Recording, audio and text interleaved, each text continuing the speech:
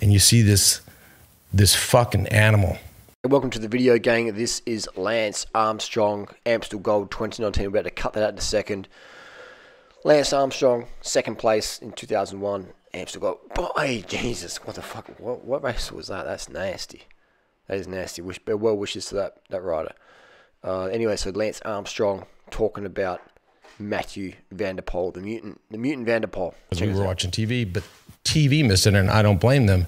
And as you see from a distance with maybe 6 or 7K to go, you see this group of 8, and you see this fucking animal, Van der Poel, on the front. Pulling them all. He is pulling them all. They can't even pull through. Bauke Mollema is the 8th wheel, and he's like swinging. He can't hold the wheel.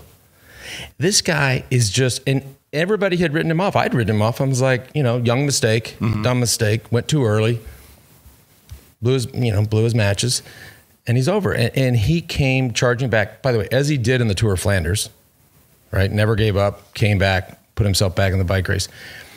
But to see him come back, and I was like, oh my God, that's Van der Poel.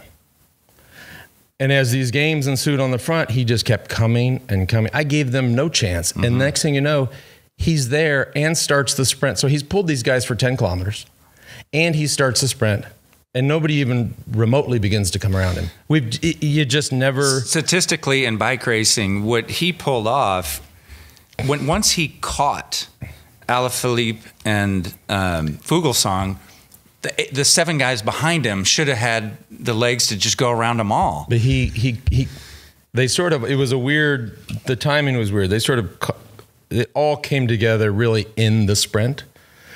And so it wasn't like he caught them and then they played a little game and then he went. I mean, he just kind of rode his own race. I mean, it was as if he was riding 60 kilometers an hour and just didn't go any faster or slower. And that one, it was, yeah. It just defied all odds because he spent a lot of matches dragging that group. Yeah. All right, so shortly we're going to show you the Lance Armstrong documentary. But yeah, this is Lance Armstrong talking about mutant Van der Poel, and this is incredible. We're going off. I ain't never seen anything like this. If you've ridden, I've done a few hundred bike races, and a few hundred more fast flat bunch rides, and this sort of riding. I mean, this is the Amstel Gold. This is the pro level. Pro of the pro. This is a big deal. This is a big race in Holland. It's the national race of the year for them. And national hero, look at that. Yeah, the little skinny dude. Skinny mutant Van der Poel. Skinny dude who's a rake crushing it. Anyway, let's watch a Lance Armstrong documentary, which is quite spooky because it's 18 years. 18 years ago, Lance got second in Amstel Gold to Eric Dekker. And Eric Dekker was the last Dutchie to win Amstel Gold. And now we have mutant Van der Poel, who apparently follows a very high carbohydrate diet and apparently watches some crazy YouTuber on YouTube. Let's go to the Lance Armstrong documentary. 18 years, let's celebrate Amstel Gold. Eric Dekker won it in 2001, and now we have in 2019. Mutant Van der Poel, the high carb, cadence, dominator, the mutant Mathieu van der Poel. Let's go watch this Lance Armstrong documentary. And this is Amstel Gold. Thanks for watching. And you see this fucking animal.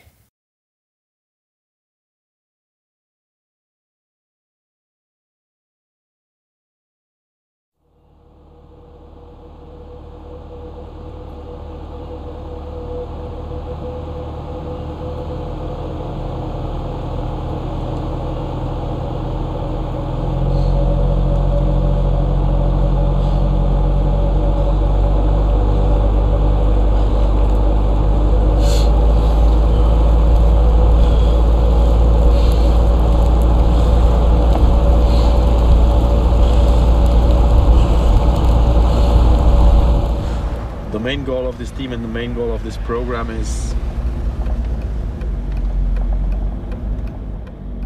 do everything what we can in terms of planning and preparation to win Tour de France.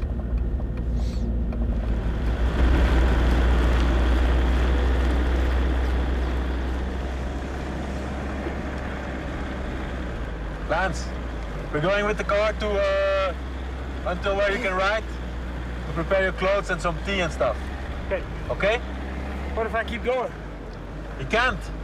Huh? You cannot. 3 meters of snow.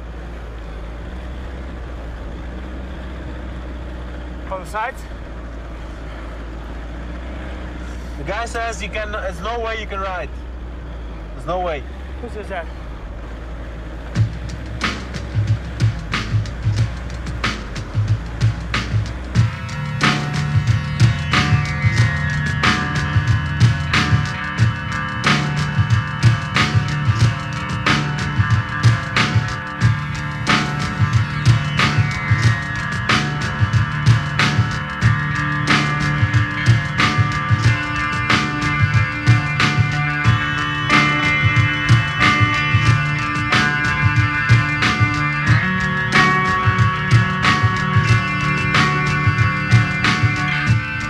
Very simple, but later to make it happen was not so simple. A physical and mental delivery here by Lance Armstrong. 5.5 hours he's been pedaling today. Like other teams, they didn't understand what exactly we were going to do when we said we are going to prepare for the Tour de France. What are you? Who is going to be our leader? I say Lance Armstrong, but he cannot climb. They say. And he's accelerated, he's out of the saddle, sprinting up this climb now. If you keep going, you can take the jersey, yeah? If you keep going, you can take the jersey, yeah? Lance Armstrong, as the clock ticks down, is racing to the yellow jersey of the Tour de France. Yes! He was the first man Yes! to go. It's certainly one of the biggest fairy tales this race has ever produced. A man that really was only given a 20% chance of living because of cancer is now turning to feel a part in the Tour de France, and it's a long time since we've seen a performance like this. Basically, I like doing the job. I enjoy it. I enjoy the travel. I enjoy the sacrifice. But I really enjoy just constantly seeing if it's going to continue to work. I mean, to me, that's fascinating that we have this template and we can just continue to run it over and over and over again and train hard and make sacrifices and you know, just in the name of sport, just to try and win the biggest and the best bike race in the world year after year after year.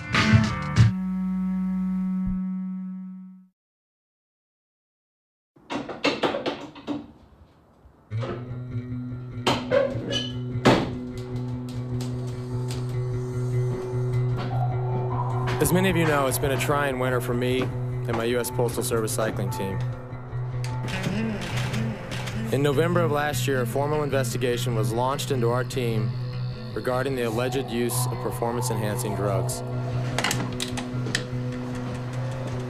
I'm very happy to report today that we have received confirmation that the results of the testing of our urine samples have proven to be negative. To be clear, we have learned that our urine samples did not contain EPO or any other banned substance, as we knew they would not.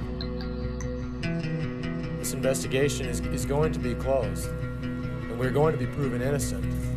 But when we're proven innocent, and we're proven that the only thing we've taken is a bunch of hard work, and I wish we would write that story as well, and I think that's only fair. I look forward to racing again this week in France, and over the next few months, I plan to do a few other races here. And of course, on July 7th, I plan on defending my Tour de France title in pursuit of number 3.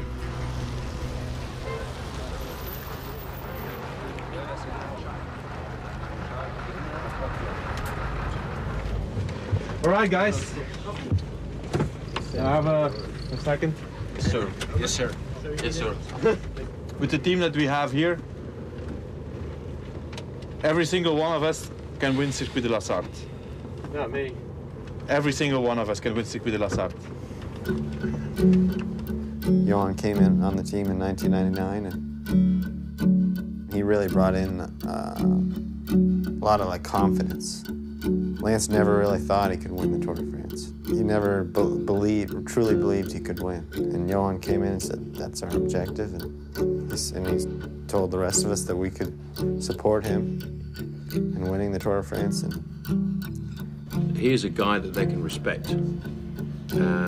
He's a guy that they know has ridden the Tour de France. He's been a contender at the Tour de France. He's ridden for the big teams. He's ridden for well-drilled teams.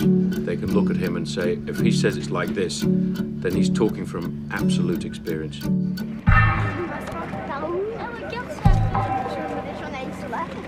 Yeah, it's hard for, I suppose, Americans and Australians to imagine this is like, besides soccer, this is the sport to watch. At the start, you can come up and get our autograph, come and talk to us, whatever. Not many, big professional sports, the right fans can get so close. And you have people that you probably never remember ever talking to, pull out a photo of you with them 5 years ago.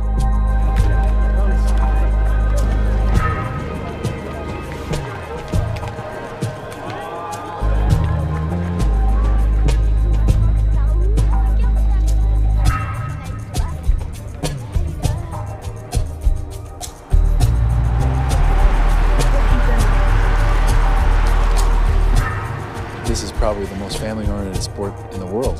The people come around and they have a picnic all day and they enjoy it, and they hear it, listen to it on the radio, they watch it on television, on portable televisions, and the race comes to them. Now, although they see it only maybe for 20 seconds in some cases, they love it.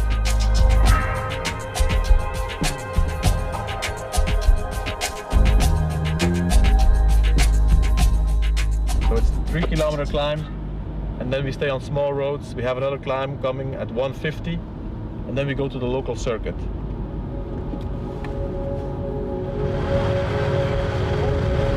Stefan or Lance, if you hear me, you have to help and bring that brake back. Only Christian, and there's 16 guys in the front. It's not enough.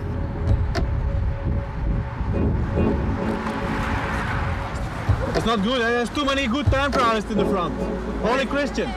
Let's put two guys to pull here also with those guys. Are we going to ride?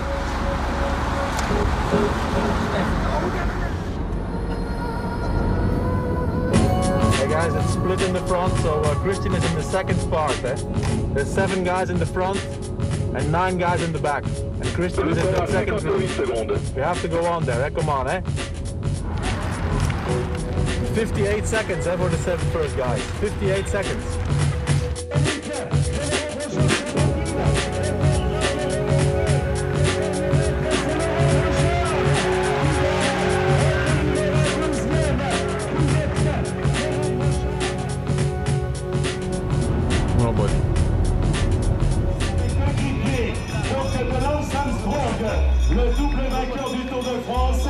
So it usually gets pretty ugly towards the end of the race, and I don't know. I think Johan, wasn't happy with the way it happened today. So I'm sure he'll want to be on the aggressive side, which is always fun.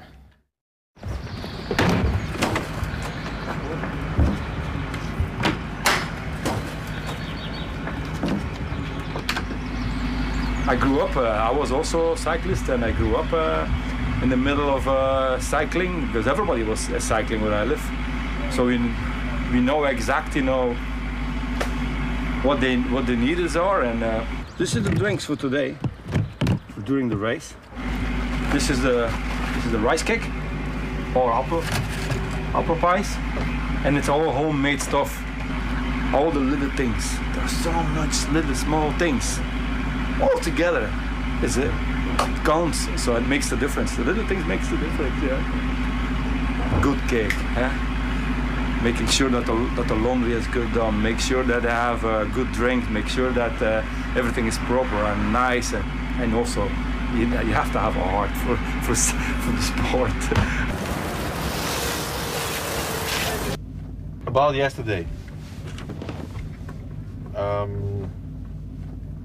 I think the team made a wrong decision to not immediately react. Once Stefan was dropped, 16 guys in the front, and even if Christian is the best of us for the moment, it's not was not a good break. I know Lance was tired because of the plane, but we were 4 other guys. Today we have to go in the brakes, and we have to have always 2 guys in the brakes. So in the beginning I would say, let's go with the brakes, and if we see that nothing happens, attack ourselves.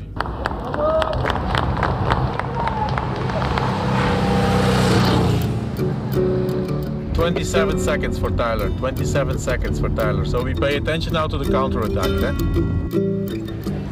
There's kind of like a certain rhythm to the race. You know, everybody attacks in the beginning, kind of gets settled in. Maybe a small group of rider goes away and everybody else kind of settles down. And then it's an opportunity to figure out, you know, is it going to get colder? Is it going to get warmer? Is it going to keep raining? So you'll see a lot of guys going back to the car. The radio's not working so hot. Sometimes one guy from a team will go around and kind of collect clothing from certain guys and then go back to the car and drop it all off and then come back with some food. And then kind of it's also an opportunity to take a piss if you feel like you have to. Because later on in the race, you don't get to do that.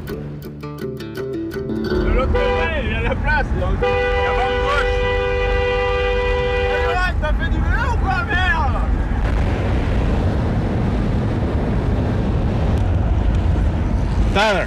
Yeah. You have 2 minutes on the peloton, and there's a guy, Sivakov from Big Mat. Yeah. He's 38 seconds behind. No, wait. It's better to wait. Huh? If you need something, I can give it to you now. I'm going back to the peloton, and Big Mat will stay here. If something happens, I go back to the bunch now.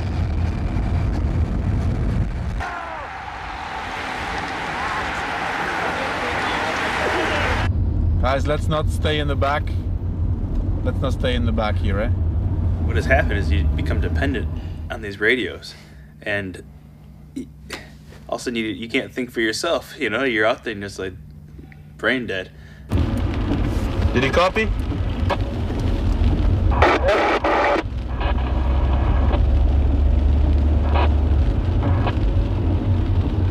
The radios suck today. These radios suck. You have a new one. Huh? You have a new one. No, I have an old one. Hey, I tell you, you have a new one. Guarantee you I have an old one. It's all beat up. It's a brand new one you have. No. The radios are kind of hit and miss. You know, we got some new ones. This is not a new one. Oh, this is not a new one. Tyler. Okay. Try that one. Yeah. Try it. Try it. ¿Te copy? Okay, I copy you. ¿El pelotón no oyes nada? No estoy nada. I do not understand you. In the beginning, everything looks a little bit hectic and problematic, and sometimes you don't see how you're going to solve a problem, but it's mass chaos. That's why it's good that we do these kind of races before the tour, and you know, and we get these things straightened out. Call me on the radio if you need me.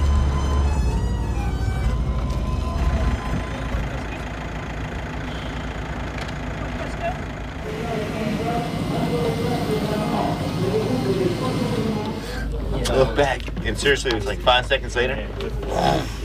And luckily, I got on that big guy's wheel. Yeah, he's a big. It's a nice draft. I think one thing that people ignore about Lance Armstrong is that his training is much more like a track and field athlete's training. He trains for specific goals. You know, certain things we can always upgrade. I mean, technically, I can look for speed in the wind tunnel and change my time trial bike.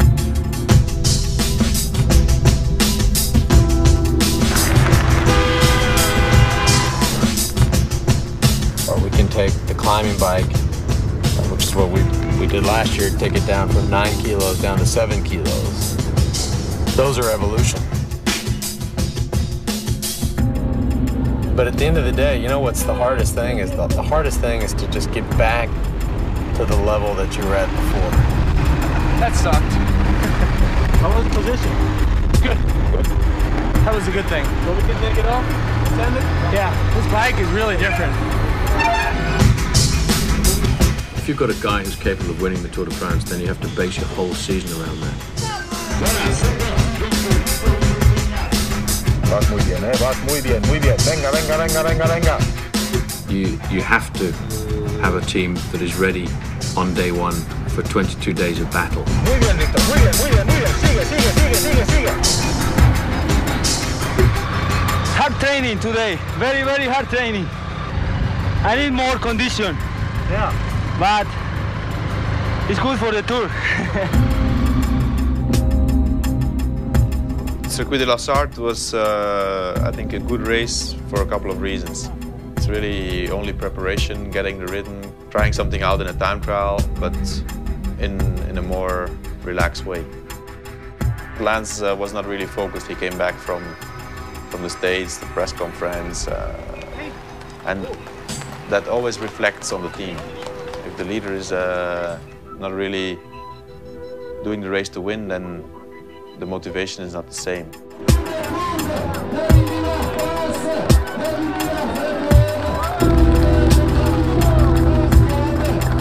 Circuit de la Sarthe is a great race.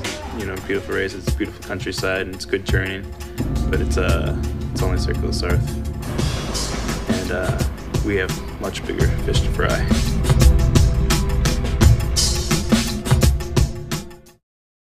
If you start the Tour de France in July and the team hasn't had any victories at all, everybody's pretty nervous. The sponsor's nervous, the director's nervous, the bike riders are nervous. But if you've had a good campaign in the races leading up to the Tour de France, then the team is just that little bit more relaxed. The sponsors feel as if they've got their dollar's worth of publicity out of the team. So therefore, you know, the pressure is not as great as it would be as if you were going in without any score at all. Daar ginds aan het eind van de Van Akkerenstraat ligt de aankomst. Pissiks gaat zich optrekken. Hier door het smalle gaatje gaat hij links demareren. En Matan moet niet reageren. En nu gaat die sprint op gang komen. En het is Wezenman die naar het wiel van de Pissiks moet. Pissiks heeft 10 meter. Pissiks nog altijd. Daar komt Wezenman. Wezenman is sterk. Maar ook Van Bon komt daar nog aan klampen. Van Bon komt daar naast Wezenman. Gaat Van Bon hier winnen of is het Hinkepie? Van Bon of Hinkepie? Het is Hinkepie. George, congratulations. Nice victory, and you needed it. I don't know if I won yet. Yeah, you won. Are you sure? Yeah, we are sure. Absoluut zeker, Karel. How sure? 100%. It's sure, you win. You win Ghent-Wevelgem 2001, it's sure. Otherwise you wouldn't be here. Yeah, but it's the photo finish. They're looking at the photo. Is niet They're looking at the photo. You don't need it, you win. Hij wil het maar niet geloven. You really win, George. He says I won. He says he's sure, but... You don't believe me? if it's true, then I'm very happy. But I want to make sure. Yeah, our commentators, they confirm it. You win. Really? Then, yeah, that's good.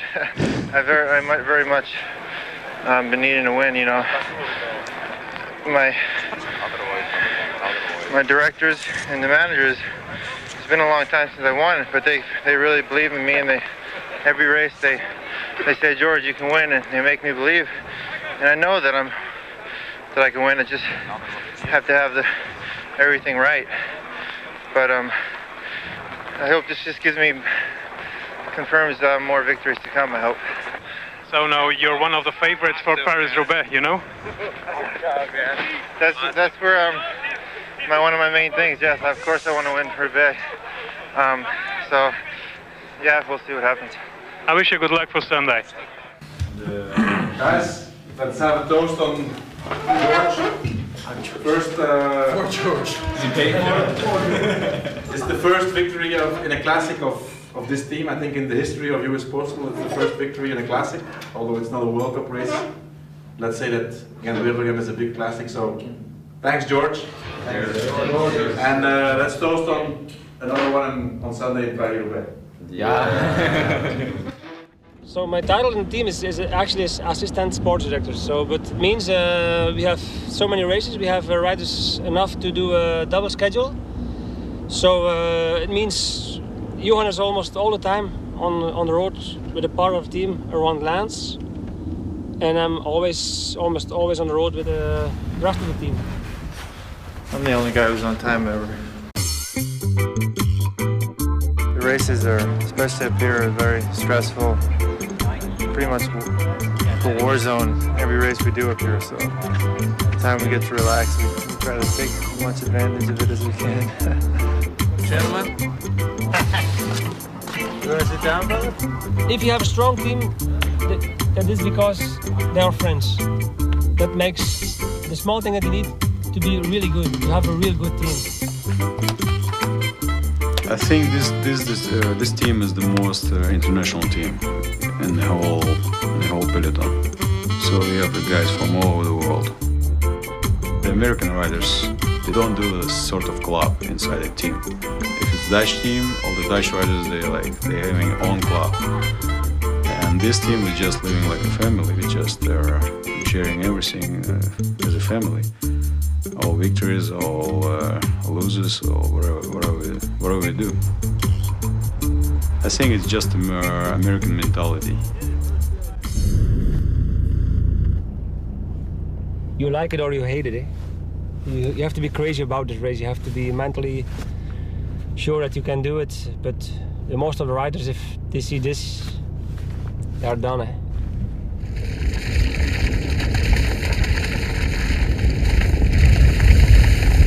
If it rains, it's gonna be terrible.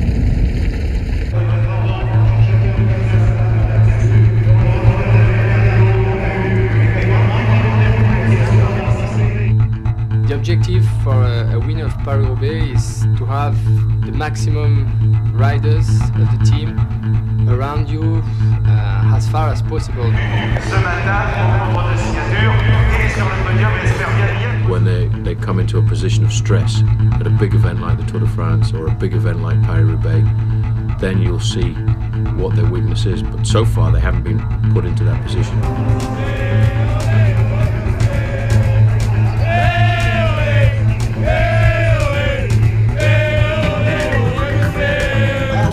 De la Reine des Classiques, cette épreuve a nul autre participant de cette 99e édition de Paris-Roubaix. Alrighty. Georges Hincapie, après sa victoire dans Gand-Wevelgem, l'objectif est évidemment de convertir ses places de 4e et de 6e. Il est beaucoup cité par... At the start of a race like Paris-Roubaix, there are 10 guys who can win. It's not a race where you need good luck. It's a race where you've got to make sure you don't have any bad luck.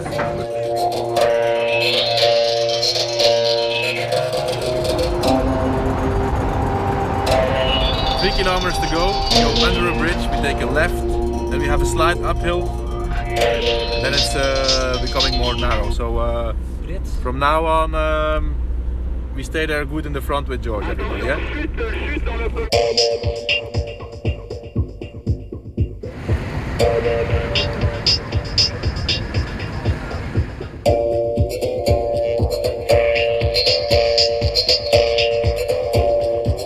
And these are very, very slippery indeed. And this only the first stretch of 24 sectors. Looking down that long line there, somebody's gone straight down, and that looked like one of the riders from Domo. So guys, George crashed. We have to chase, but we don't panic, eh? Don't panic. It was like ice skating out there. After the third time I crashed, I just started laughing. It's sort of not cycling Paris-Roubaix, it's sort of just a battle on wheels, man. So George, it looked like I told you before, it will be a very hard one today, a very individual race. So you are in good position there. Just take once in a while your pull, not too hard, the whole day in reserve, and you will see it. Going to be very hard today, but be confident, you are strong, man. Come on, George. Yeah, I think if it comes together, George will win the race. It's very nervous in the peloton. Everybody's stressed. He doesn't get nervous when the peloton gets nervous. That's a part of the talent if you want to do good in this race.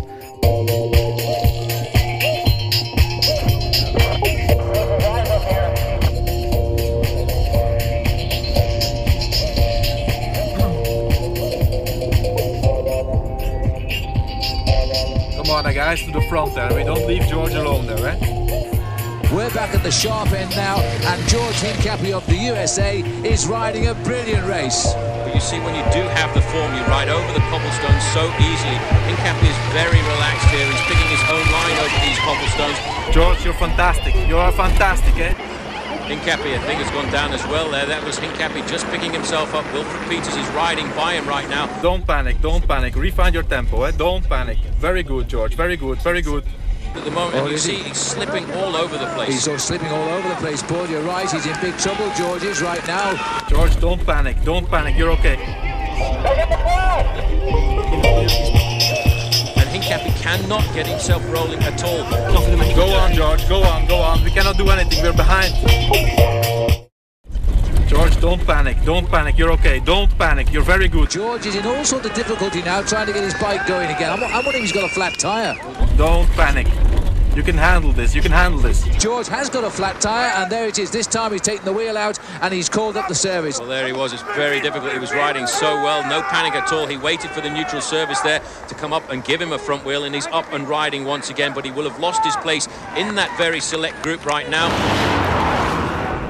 Come on, guys. Eki, Cedric, Benoit, Mathieu, Tony. There is too many people in the front. It's not possible that we have a guy, one of the favorites of the race, and you leave him alone there. Come on, you have to go on and we have to come back. Now they start to attack. George is he's going along. This is the escape now, trying to chase down the leader.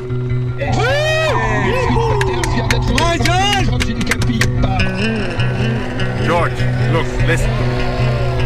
You are so strong. It's like there's two different races. You ride twice as fast as the other guys. So be conservative, wait your moment. You will be able to do whatever you want in the final. And coming right up into third position is another Domo Farm Freaks rider, that's Servais Carnarvon. They've ridden off the front right now. I would have expected George to attack on the next section of cobblestones, but now he's in a very bad situation because he's got two men from the same team, the team of the leader Wilfred Peters, and they will not work with him at all.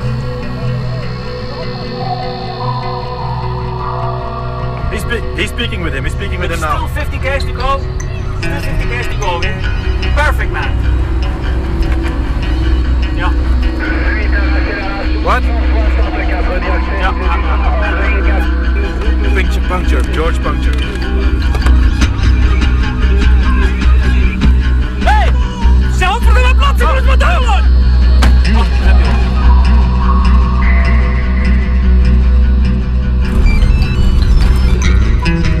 Lance.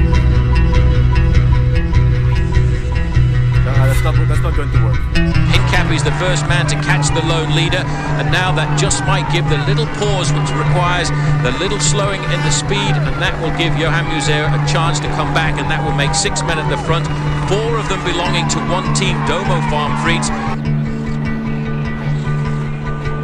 There are 11 kilometres left to the finish, and Servais Carnarvon has just launched an attack, and George Hincapie is chasing him. And they will attack consistently and insistently all the way to the finish line.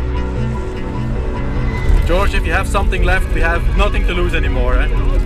It's going to be a man against man here. They're trying to snap the accordion here. They're trying to get a Domo Farm Freaks rider off the front to get the victory, but Hincapie is going to try and challenge all of these moves. Then come on, you're the best here. You're the best here. In professional cycling, when you have one guy against 4, you lose. 100%. No way to win.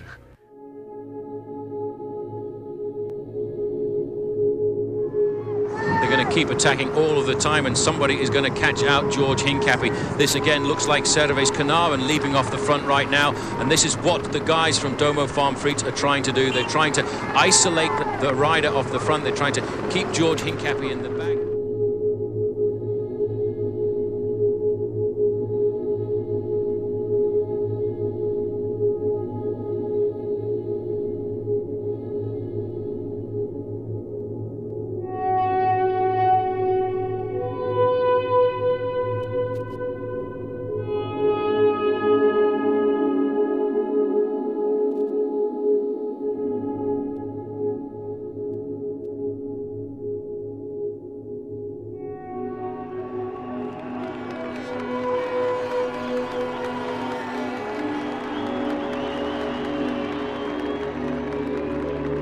Our team lost the race in the first part until the first cobble section, so there's not so much we can say about that. There has been crashes, there has been punctures, That's not really an excuse because everybody had punctures and crashes.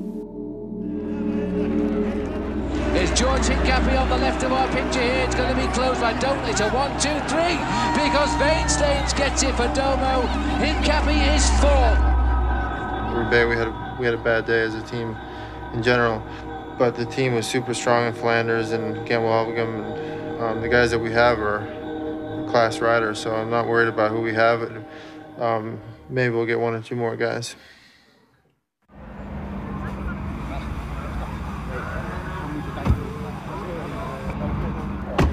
He goes with Johan's car to Van der Poel. Stefan, you go with Johan's car, first one. Funny thing is that like after the race, it's like this big circus going on behind me. You put my rain bag in the truck for Camembert? You know, everybody gets back, showers, pack the cars. Okay, who's going where? Okay, this bag goes here, this bag goes there. Okay, you get in this car goes, you know, to Belgium, this car goes to the airport. Yeah. See you in Amsterdam. Yeah, or Dunkirk. Over the years, I've become a lot more comfortable here in Europe. And yeah, I miss home, but it's not like the early days when, you know, I was just counting the days to go home.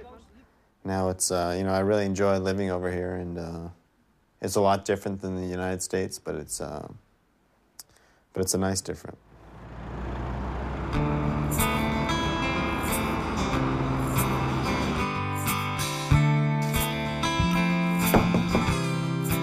Watch the movie?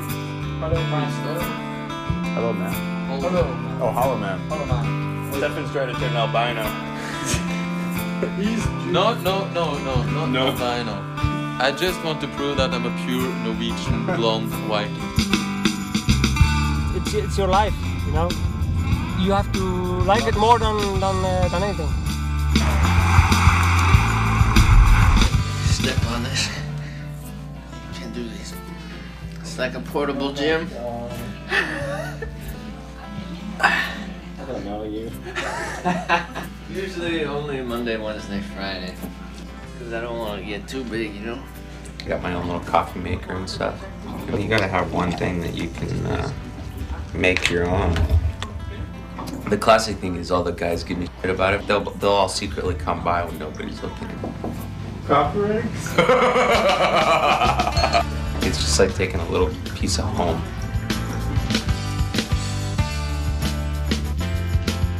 At 7 kilometers to the bottom of the Saint Nicolas.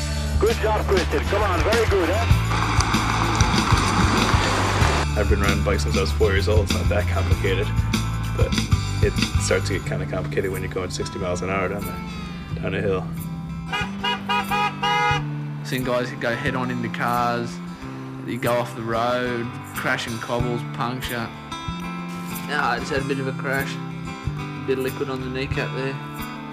It should be right. It's nearly the end of the classics. The first thing we want to do after a crash or an injury is to start riding again. Good job, Christian, good job! Good job, Christian, good job! 1 minute, 1 minute! Now this is my dream. I live in my dream. You have to be a little crazy about the whole thing. You have to love it. If you're a couple of weeks or a couple of months out of it, you miss it already. Naturellement, de la part des organisateurs, du public français, des journalistes européens, il y avait un phénomène de curiosité pour cette équipe américaine qui a fait des bonnes performances dans le Tour de France, mais je crois qu'avec US Postal, une marche supplémentaire est arrivée parce que l'équipe US Postal s'est un petit peu européanisée en prenant un directeur sportif européen et plusieurs coureurs européens qui possèdent la vraie culture du Tour de France, du cyclisme européen. Et je crois que cet apport de la culture du cyclisme européen, de Johan Brunel en particulier, a été déterminant pour faire progresser l'équipe américaine US Postal. Et ça n'est pas une surprise pour moi de constater qu'une équipe américaine telle que US Postal aujourd'hui est comparable à une grande équipe européenne dans son comportement, mais avec un champion d'exception qui est Lance Armstrong, elle est parvenue au succès 2 années consécutivement. Le Tour de France, vous savez, c'est presque 100 ans d'expérience. Les coureurs européens, les équipes européennes ont les acquis fondamentaux de cette expérience. Et c'est quelque chose qui manquait un peu aux équipes américaines. Aujourd'hui, les choses sont à jour.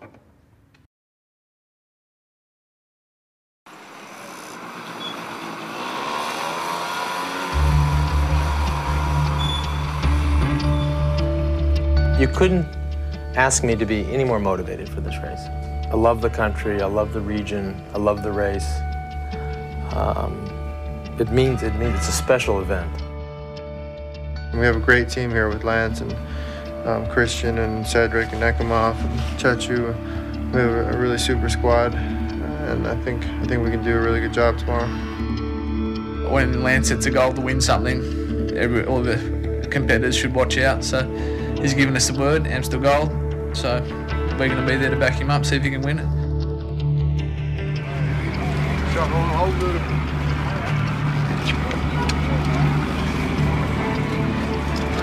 I think we have never had such a strong team like we are having here.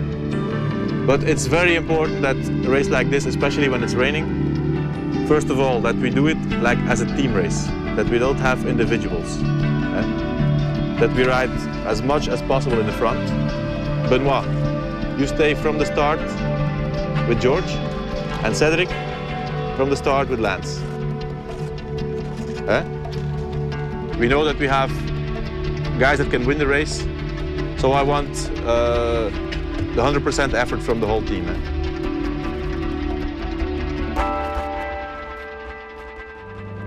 So guys, we see the peloton is already in different groups. It's going to be the whole day very important that we ride in the front, because it will happen any time. Everybody in the front.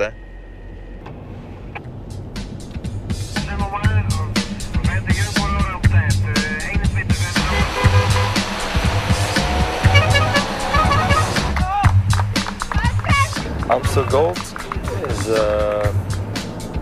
a very nervous race from the beginning until the end, because they always hit small villages with a lot of people on the road. So everybody is exciting about the circus. A lot of corners and roundabouts, and because of the wind and the rain, they are riding in echelons, and that makes it very dangerous.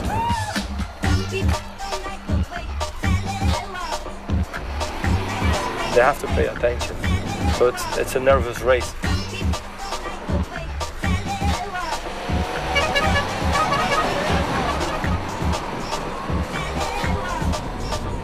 That's a good situation for us now. We have George and Chechu in the front here in the group with more than 3 minutes on the bunch. So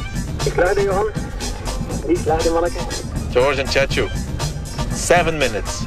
7 minutes on the bunch. 7 minutos. 7 minutes? Hey, this is serious, eh? So, perfect, guys. Perfecto, Muy bien. Venga, venga. It's good for a guy like Lance to have riders of the caliber of George and Eki alongside with him, because tactically in a race, if George Hincapie gets into a breakaway, that takes the pressure completely off Lance, because it forces all the other teams to chase.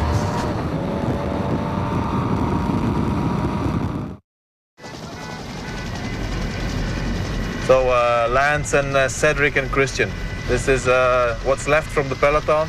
We have 3 guys here, and George and Chechu up front, so we are in a perfect situation. Christian and Cedric, make sure that we always keep Lance as good as possible in front. And Lance, you have to wait and gamble. Lance Armstrong on the attack now with Eddie Mazzolini. But it's quite strange the way he's going off the front right now, Phil, because I don't think he actually wanted to attack. He was in a leading group of riders, and it was as if they almost just let him ride off the front. So for the moment, it looks good. The guy who is with Lance, he also worked together with him, so that's also a good sign. This is the chaser now coming along, and I would say that's around about 15 seconds just now. Dekker is coming back to you and Mazzoleni now. He's like 50 meters behind you. 3 riders in the front group now. Dekker has joined Armstrong and Eddie Mazzoleni, so that's going to be good for this Armstrong group because behind Rabobank won't chase. Armstrong really is riding like a man possessed. No obvious tactic other than to get out and give himself a real hard workout, and he's hurt Mazzoleni. The thing that always amazes me, Phil, about Lance Armstrong is he picks his points in the season. He comes out to test himself to make sure he's on course for the Tour de France. Lance Armstrong putting on a fine show here and showing us, I think, Paul, that we are indeed seeing a man preparing for the Tour de France. 2 kilometers to the bottom of the Kouwberg. How are you? You think you can drop him on the Kouwberg? Or is he strong?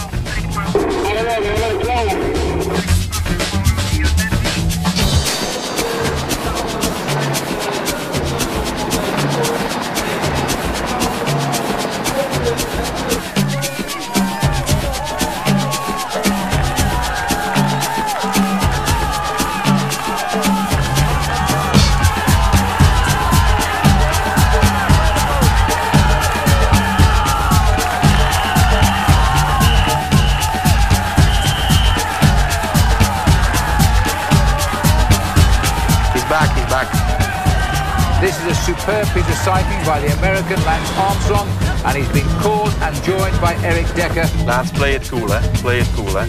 Remember, they need a victory in Amstel Gold Race a lot more than we do. That's a big advantage for us. Lance, Dekker is getting nervous, and De Rooij also, eh? They're really very nervous.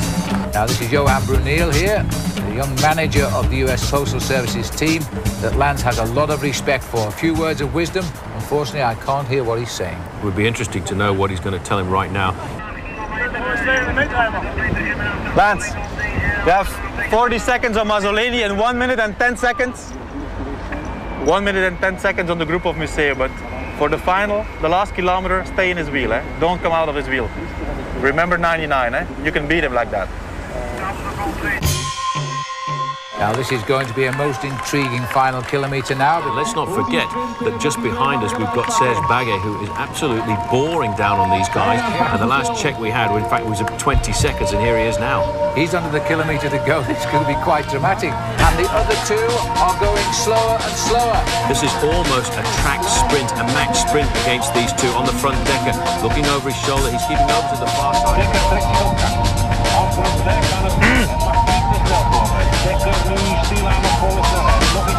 Dekker starts the sprint from first position. Armstrong's coming.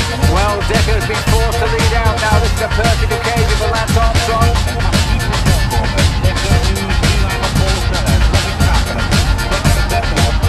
Armstrong, I think, although he's dodging around the back, he would have come by now. He is not going to get round Eric Dekker. Dekker wint de koers. And Lance Armstrong second again, but quite honestly should be happy with that because his form is coming.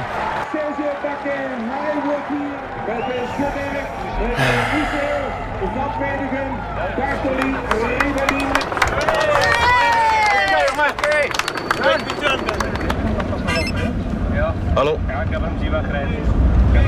Ja. Yeah.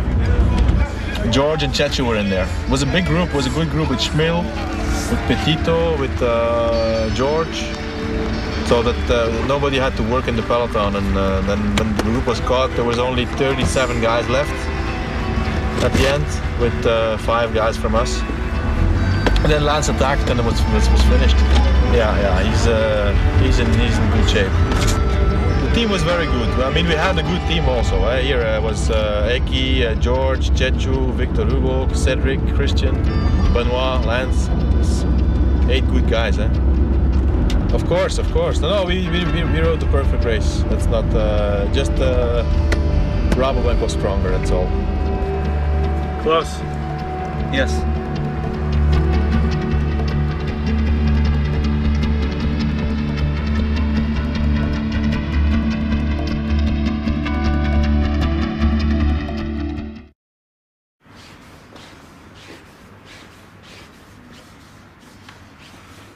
Oh man, the next month is crazy. We go A lot of travel, fly all around, look at courses, train hard. The good news is my family finally arrives next week. See them on Wednesday for the first time in seems like 2 months. So that'll make things easier. But now we do our regular boot camps.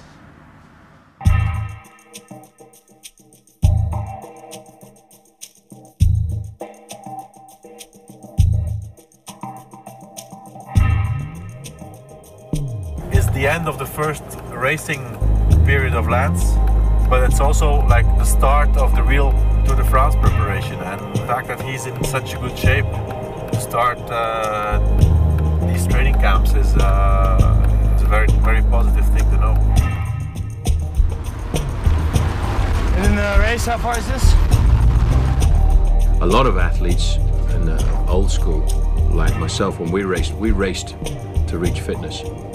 Lance and his team train for specific goals.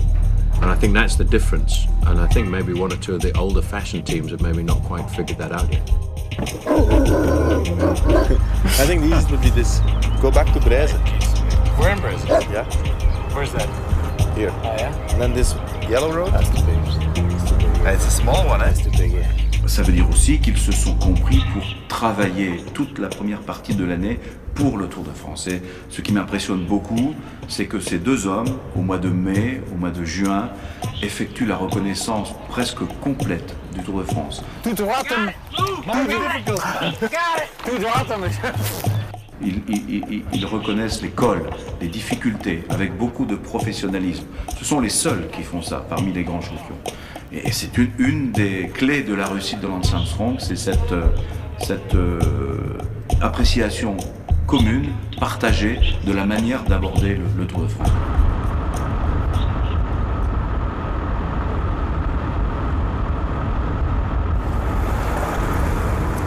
You see the Fort Alamo back there?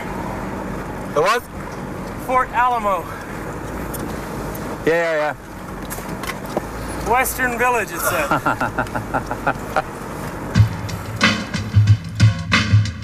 This year is going to be a very tough year for us. The third year in a row, we try to win a Tour de France, so that's something very difficult. And I know that getting back to those levels, getting back to the speeds that I've ridden the last two tours, if I can do that, then I'll be close. I'll be in the race. I'll be competitive. When you have a teammate who can win the whole race, you want to join that. It's cycling is a team sport, and I feel like I'm a part of his victory. My biggest value to this team is supporting Lance in the Tour de France. It's the biggest race in the world, and if you can win the Tour de France, you can beat the back in every other race all year long, and your season's still been a success. He knows that he will need all those guys in the month of July, more than 100%. I mean, they cannot save 1% for themselves. It goes beyond just making the 100% effort on your bicycle, making a 100% physical effort, because we go a lot deeper than that, and I think it shows when we're working for him. I've said this many times before, I don't need to be out here for money, I don't need to be out here for fame, because these things I don't really care about.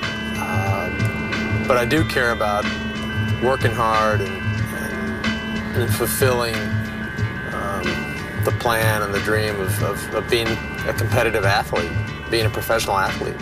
I mean, at the end of the day, it's me versus the other guys, and that's what makes me happy. That's what keeps me going.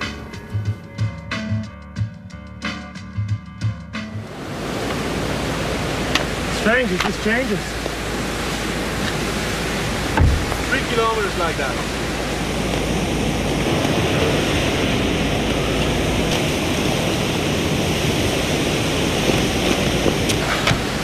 Yeah, I mean, it's like There's no snow right there. Eh? There's no snow right there. No. And then it's avalanche. Yeah. What? No, I think I want to ride a little more, you know? Why don't you do another 10 kilometers of uphill. I'll go down 10K and come back. Pay attention, man. 10K.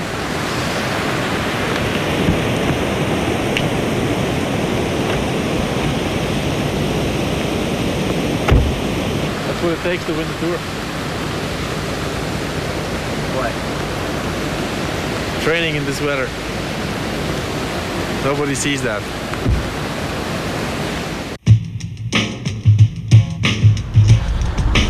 Hey, you know what?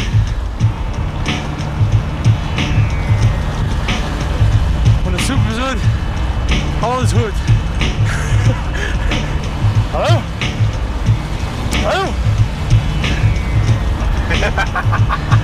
Den är kort.